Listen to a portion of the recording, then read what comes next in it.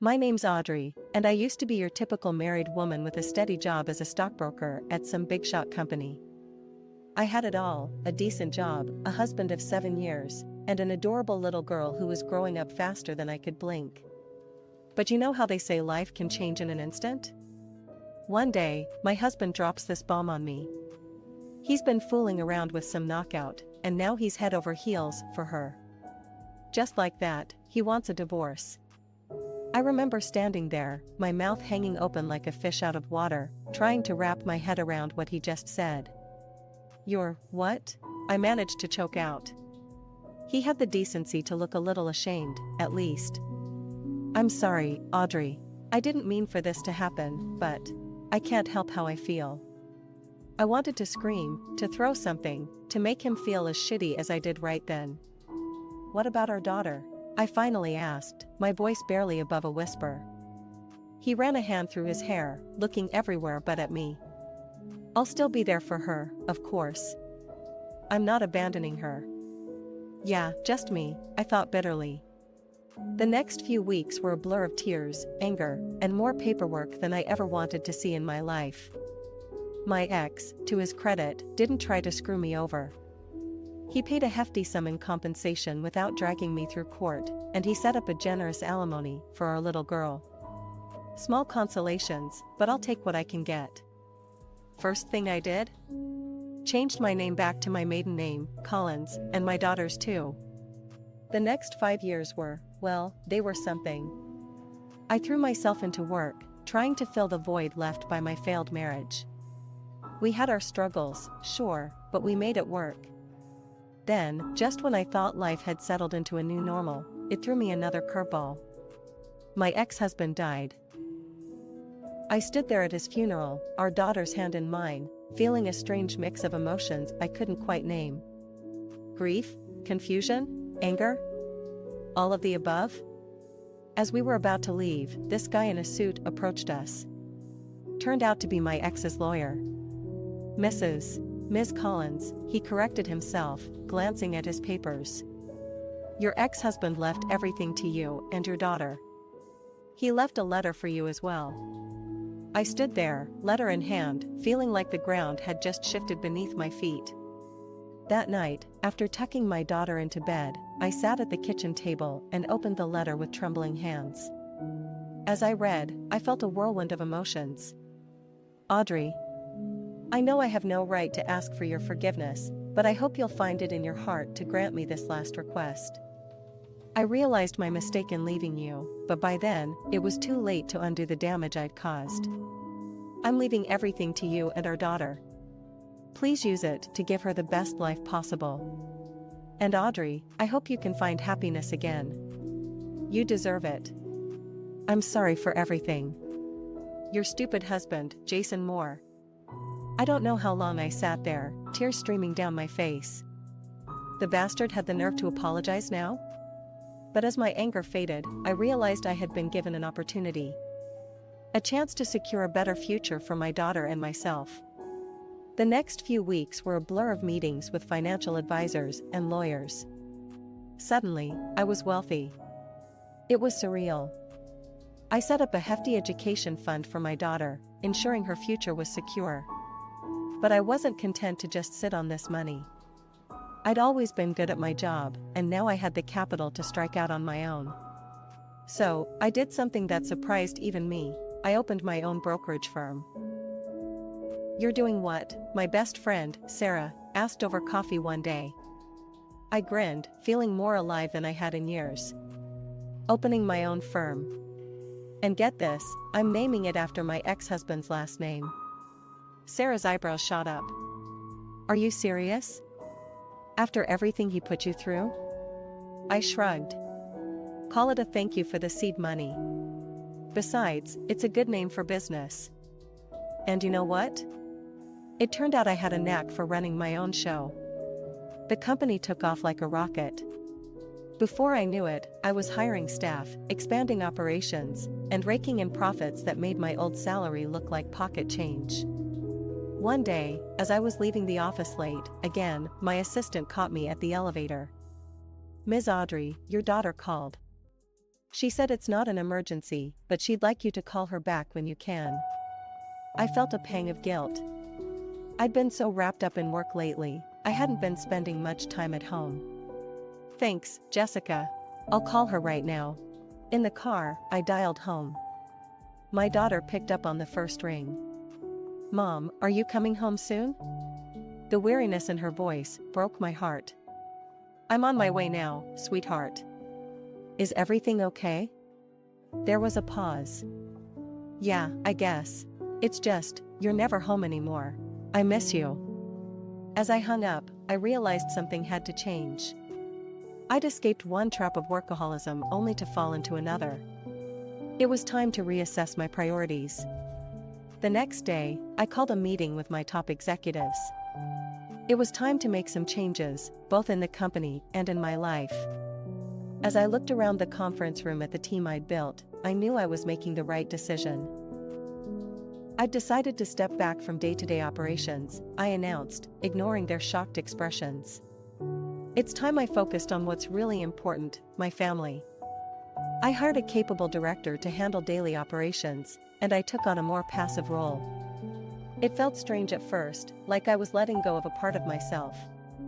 But the moment I saw my daughter's face light up when I picked her up from school, I knew I'd made the right choice. As we walked to the car, she chattered excitedly about her day. I realized with a pang of guilt how much I'd been missing. Hey, I said as we buckled up. How about we take a little trip this weekend? Just you and me? That weekend getaway turned into a series of adventures. We traveled, explored new places, and most importantly, spent time together. I enrolled her in various after-school activities, art classes, language lessons, you name it. She was thriving, and I was there to see every moment of it. The years flew by, and before I knew it, my little girl was heading off to college. She'd grown into a remarkable young woman, smart, kind, and surprisingly humble, despite our wealth. She'd chosen to study architecture, a decision that filled me with pride. The day we moved her into her dorm, I reflected on how much our lives had changed. From the struggles of single motherhood to the unexpected windfall, and now this new chapter. I wondered what the future held for both of us. I didn't have to wait long to find out. A few years later, my daughter graduated with honors and landed a job at a prestigious architecture firm. She was thriving in her career, and I couldn't have been prouder. Then came the day she called me, her voice bubbling with excitement. Mom, I've met someone. It's serious. I felt a flutter of excitement and a touch of apprehension. That's wonderful, honey. Tell me about him. She gushed about her new boyfriend, who happened to be the head of her department. As I listened, I felt a mix of joy for her happiness and a protective instinct I couldn't quite shake. As my daughter's relationship grew more serious, I found myself thinking about the future. I'd been living in our big house alone for years, and it suddenly felt too empty, too full of memories. That's when I made a decision that surprised even me. I started house hunting, but not for another mansion. No, I was looking for something with character, something that needed a little love.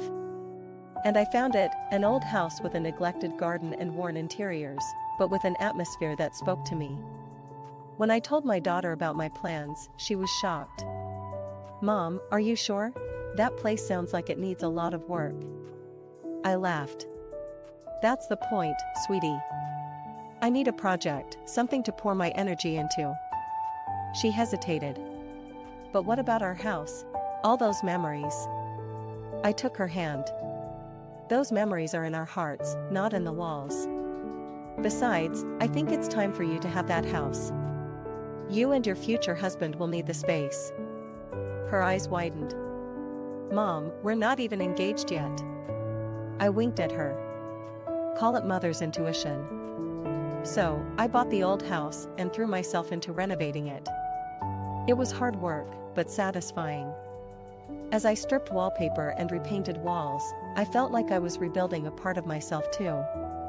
One day, as I was wrestling with an overgrown rosebush in the garden, my phone rang. It was my daughter. Mom, he proposed, she squealed before I could even say hello. I nearly dropped the pruning shears. "Oh honey, that's wonderful. Congratulations. We want you to meet him properly," she said. "Can we come over to your new place this weekend?" I looked around at the half-finished renovations and dirt-smudged walls. "Are you sure you don't want to meet somewhere nicer?"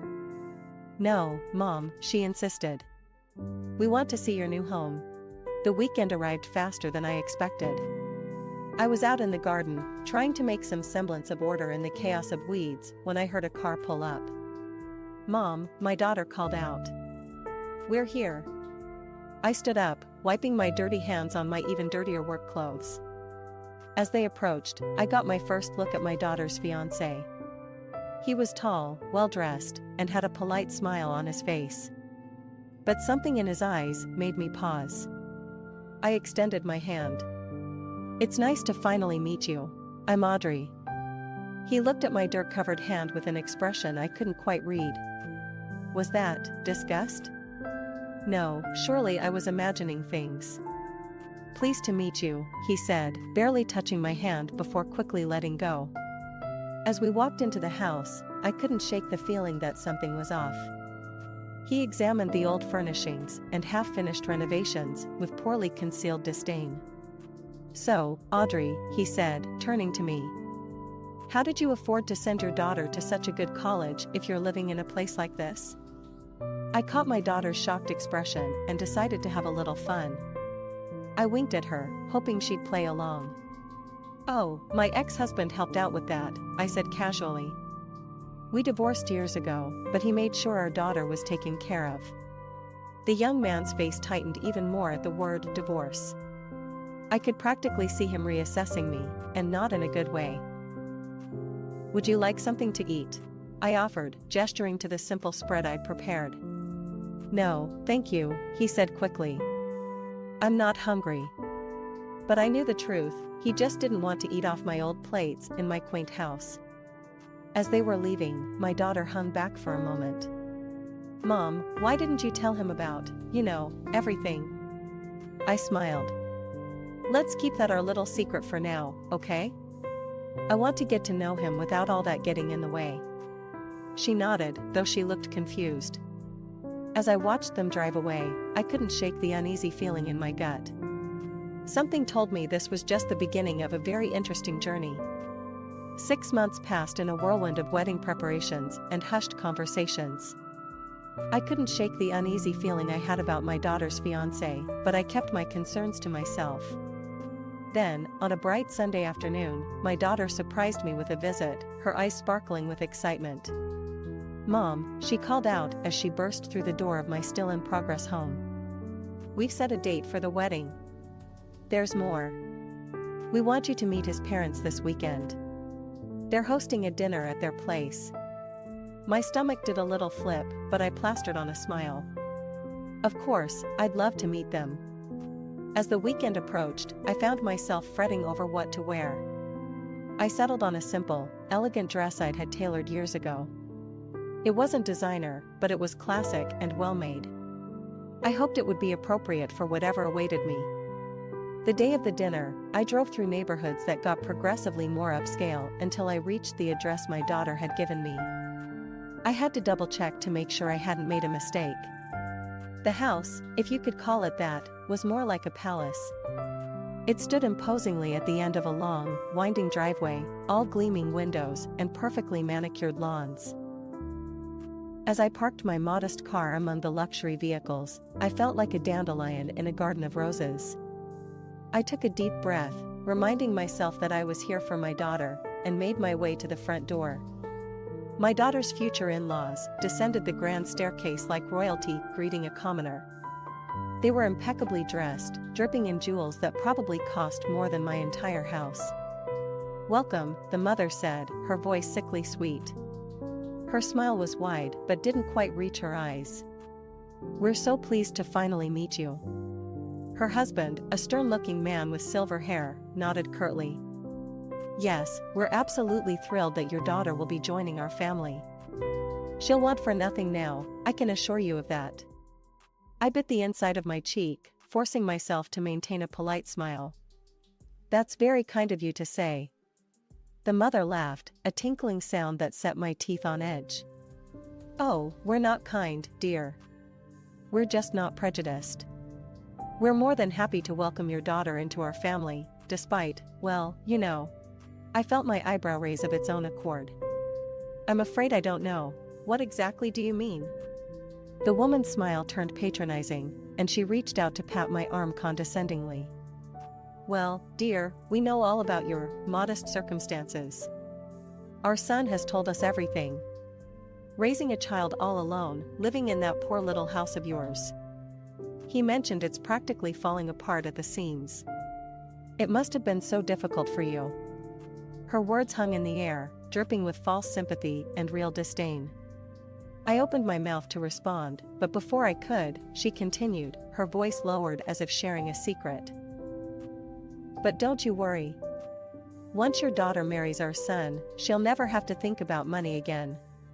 She'll finally know what it's like to live in a real home, not some crumbling shack. I felt my daughter tense beside me, but I gave her a reassuring smile and turned back to her future mother-in-law. Please, do continue, I said, my voice steady despite the anger bubbling inside me. I'm fascinated to hear more about your generous perspective. The woman seemed to take this as an invitation to further display her condescension. Oh, darling, I hope you're not expecting any handouts from us. We believe in earning one's way, you see. We won't be extending our generosity beyond our new daughter-in-law. I nodded, forcing a look of understanding onto my face. Of course, I wouldn't dream of it. Deciding to play along with their assumptions, I adopted a meek demeanor. I'm just grateful my daughter will have such opportunities.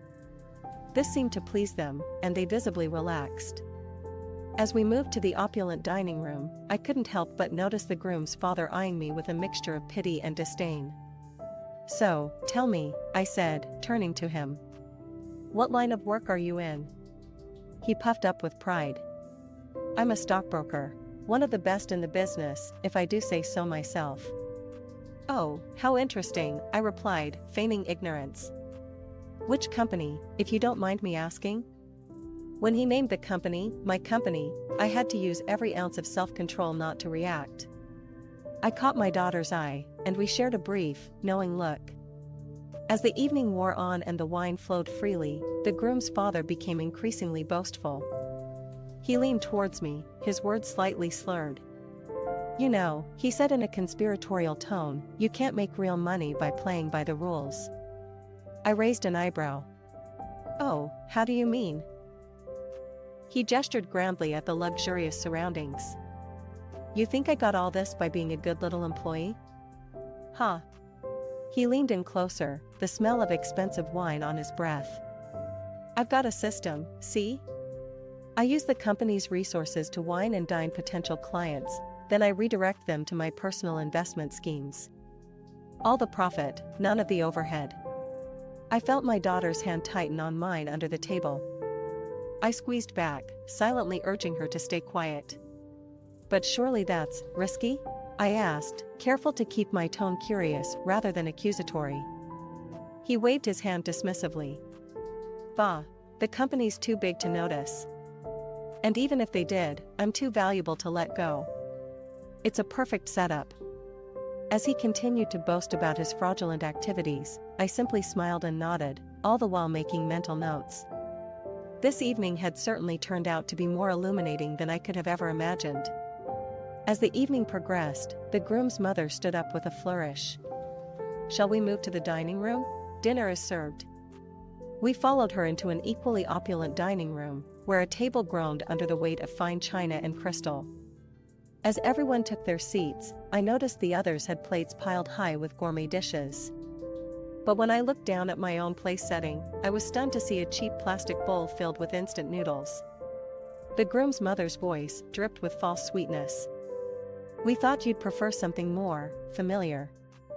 After all, beggars can't be choosers, can they?